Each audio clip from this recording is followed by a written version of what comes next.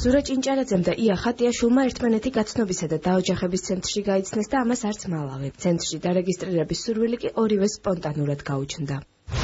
სააგენტოს შესახებ მე გავიგე, ხო მე მგონი განცხადება ვნახე გამოკრული.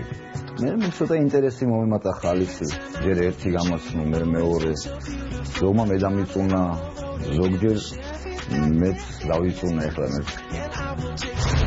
ჩემთვის არანაირი მნიშვნელობა არ ქონდა.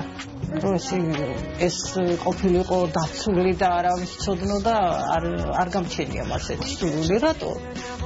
გაიგოს მერე რა მოხდა, ვინც უნდა იმან გაიგოს. გასამალი რატო უნდა იყოს, რომ დაოჯახების ცენტრიდან მოიყვანოს მეუღლე. და უთენზე ყოველ შემთხვევაში ამის გამო მე პრობლემა არ შემიძლია. ია სადაც ჩემი თუთუნი. ტყუილმა ერთად ცხოვრება გაცნობის დღესვე გადაწყვეტა. თუ თვალები ექნებოდა რაღაცა, ესე იგი, კეთილი და სათნო, ესეთ კაცს გავყვებოდი რა, და რომ შევდი მომეწონა და არ მithქვა მსუარი. გაცნობისა და დაოჯახების ცენტრი უკვე 14 წელია არსებობს. ორგანიზაციამ პატრიარქის კურთხევაც მიიღო და საქართველოს დემოგრაფიული განვითარების ფონდსაც შეუერთდა. როგორც ფონდის პრეზიდენტი ამბობს, დაოჯახების ცენტრს ყოველდღიურად სხვადასხვა ასაკის უამრავი ადამიანი მიმართავს. იმისათვის, რომ სურვილი ცენტრის წევრი გახდეს, შემდეგი საფეხურები უნდა გაიაროს.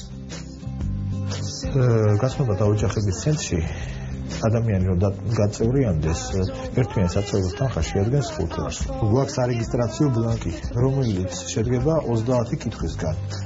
სადაც უთითებს სახელგვარს, დაბადების წელი, ფერიცხვი, ზოგადად ხოთი რა არის, სიმაღლე, წონა, პროფესიით რა არის.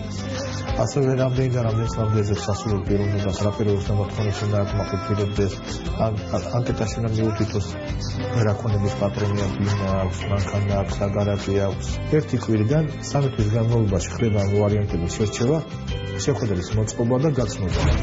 ოჯახის შექმნის მიზნით გავიცნობ თბილისელ სერიოზულ მანდილოსანს. ვარ 32 წლის გავიცნობ ხალბატონს, რომელსაც სურს ნამდვილი სიყვარული. ასეთ განცხადებებს სხვადასხვა ვებგვერდზეც ხშირად შეხვდებით. აქ გასაკვირი ნამდვილად არაფერია, რადგან ადამიანების გაცნობასა და დაწყვილებაზე ჯერ კიდევ გასულ საუკუნეში ზრუნავდნენ.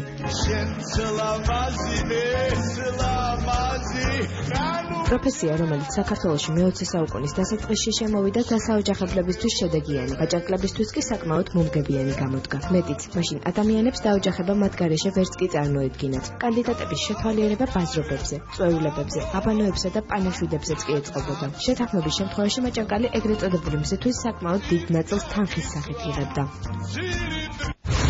მოგვიანებით აქტუალური უკვე სატელეფონო ზარები გახდა. ეგრეთ წოდებული გაშაყირებით დაწყებული ურთიერთობა ხშირად დაოჯახებით მთავრდებოდა. იყვნენ ისეთებიც, ვინც ნომერს ვარაუდით კრებდა ან ტელეფონის წიგნაკში ეძებდა. არჩევანს კი მისთვის მისაღებ ხმის ტემბრზე აკეთებდა. მალე დაოჯახების მსურველ მარტოხელა ადამიანებს სპეციალური სერვისი გაზეთებმაც შესთავაზეს. განცხადების ავტორები მსურველებს შეხვედრას კონკრეტულ ადგილას უთქვამდნენ და გარეგნულ მახასიათებლებსაც უთითებდნენ. თუმცა ეს მეთოდი მალევე სასაცილოდ აიგდეს და საქმეში ინტერნეტი ჩაერთო. Skype, Adnaklassniki, Facebook, Twitter, Instagram და სხვა სოციალური ქსელები დღეს გაცნობის ყველაზე თანამედროვე, აქტუალური და მოსახერხებელი საშუალებაა. ვებგვერდები, რომელსაც ძირითადად მეგობრებთან ურთიერთობისთვის იყენებენ, თავდაპირველ ფუნქციას არ კარგავს და მარტოხელა ადამიანებს ერთმანეთთან დაკავშირებაში ეხმარება, თან მესამე პირის გარეშე. საშუალება ბევრია. ახლა ჯერით თქვენს სურვილსა და გამბედაობაზეა. თავარია გინდოდეთ მეორე ნახევრის მოძებნა და ჩამოაყალიბოთ იდეალთან მიახლოებული პარტნიორის კრიტერიუმები. ძებნის პროცესში შესაძლოა გემოვნება რადიკალურად შეგეცვალოთ, თუმცა ეს სულაც არ ნიშნავს იმას, რომ ხელი საბოლოოდ უნდა ჩაიქნიოთ და ასეთ ზომებს მიმართოთ.